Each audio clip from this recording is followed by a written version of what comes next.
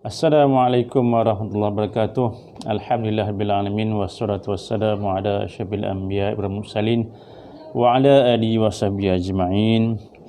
Rabbi shrah li sadri wa yassir li amri wahlul 'uqdatam min lisani yafqahu qawli, amma ba'd.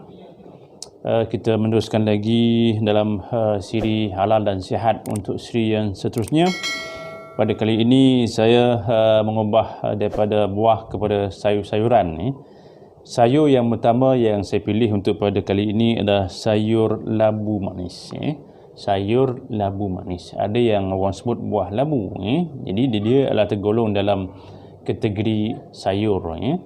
Ada sayur labu manis, ada labu siam, ada labu air kan, ada labu kundur. Jadi dia ialah kategori buah labu. Kalau kita lihat bahawa buah labu ini banyak didapati juga di Malaysia. Kalau kita lihat di pasar-pasar, kebanyakan pasar memang ada menjual buah labu. Jadi senang untuk kita nak dapat buah labu ni.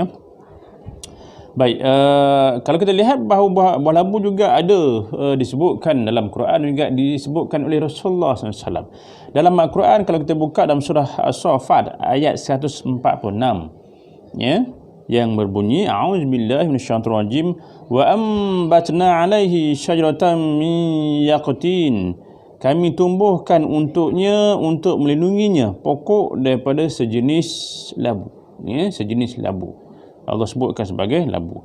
Labu juga kalau kita lihat dalam ayat 146 ini, yang mana diceritakan kisah bagaimana Nabi Yunus yang ditelan dan masuk dalam perut ikan, juga ikan memuntahkan kembali Nabi Yunus di pantai. Dan di pantai yang terik panas matahari itu, maka Allah tumbuhkan dengan pokok labu dan juga dilindungi dengan daun labu itu, dan juga batang tubuh Nabi Yunus tidak dihinggapi lalat. Inilah yang ditafsirkan oleh Syekh As-Sabuni, menjelaskan ketika mentafsirkan ayat ini, yakni Allah menumbuhkan satu pohon di atasnya, yakni Nabi Yunus, untuk memayungi serta melindunginya daripada panas matahari.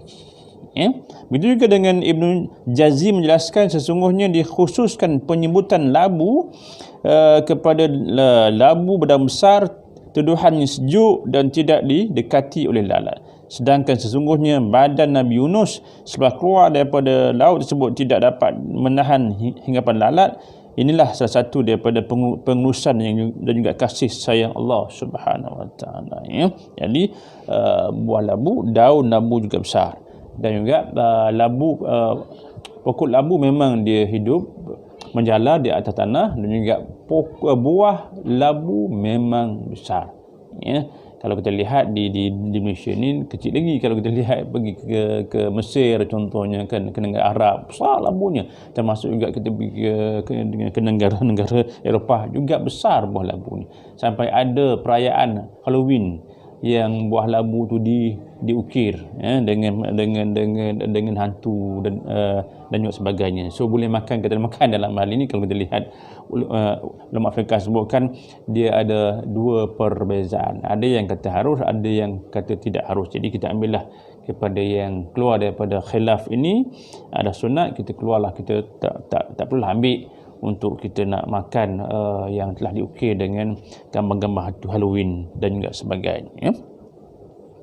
Maka buah labu memang besar, tapi yang dihidup di atas tanah. Bayangkan kalau kata pokok labu ini tumbuh sebagai pokok lain buah besar, jadi kalau kita lihat tidak sesuai. Itu semuanya lah aturan-aturan Allah Subhanahu Wa Taala. Baik, dalam sunnah Rasulullah SAW, Anas menceritakan bahawa Nabi pernah dijemput oleh seorang tukang jahit untuk menjamu selera.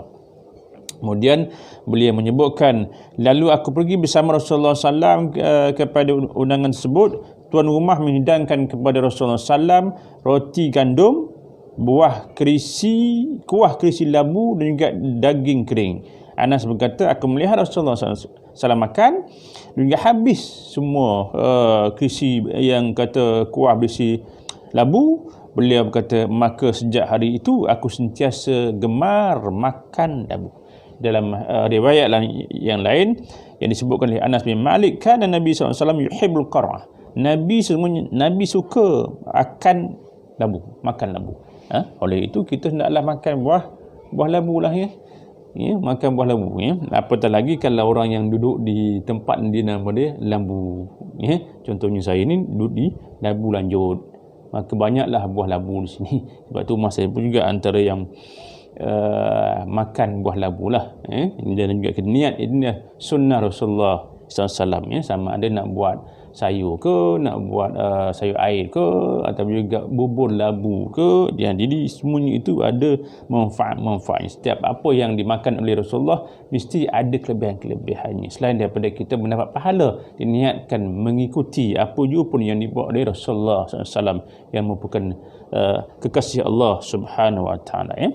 Baik, kalau kita lihat bahawa isi labu ini isi labu yang berwarna kekuningan mengandungi beta karotin yang tinggi, iaitu antioksidan yang mengubah vitamin A dan membantu mengurangi risiko kanser tertentu, juga penyakit jantung. Itu kebaikan kita makan isi buah labu. Begitu juga buah labu adanya biji. Biji buah labu boleh buat kuaci sebagainya. Ada juga orang buat teka biji labu kan. Termasuk jugalah kalau kita lihat kulit buah labu. Kulit buah labu, kulitnya terdapat dalam dua jenis, iaitu yang tebal juga yang keras, atau yang nipis dan juga yang lembut. Hijau sebelum masak dan bertukar merah atau jingga apabila sudah masak. Itu terlihat kulitnya itu ya. Selain daripada bentuk buah labu ni ada pelbagai. Baik, kalau kita lihat kebaikan-kebaikan yang disebutkan sini cukup banyak. Yang pertamanya adalah bijinya yang dimakan mentah dapat mengeluarkan cacing pita dari dalam perut. Biji itu. Yang keduanya, rendam beberapa helai daun labu dalam sebekas air, kemudian renjis pada tempat yang ingin dihindari daripada hinggapan lalat. Ini kita ambil ibrah daripada kisah bagaimana Nabi Yunus yang tidak dihinggap sebarang lalat pun ya, dan juga dituduhi dengan pokok labu ya. Kemudian dapat memberikan sistem ketahanan tubuh ya yang baik kerana mengandungi beta karotina yang merupakan salah satu ejen antioksidan.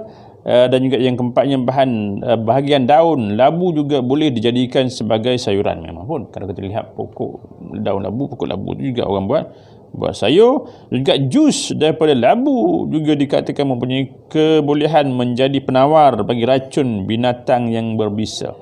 Jus labu Jadi dalam hal ini kita lihat banyaklah kelebihan-kelebihan yang ada di pokok dan juga buah labu. Jadi amallah untuk kita nak makan buah labu. Selain daripada juga buah labu juga boleh merawat penyakit kulit yang telah merawat penyakit kulit dan juga sebagainya.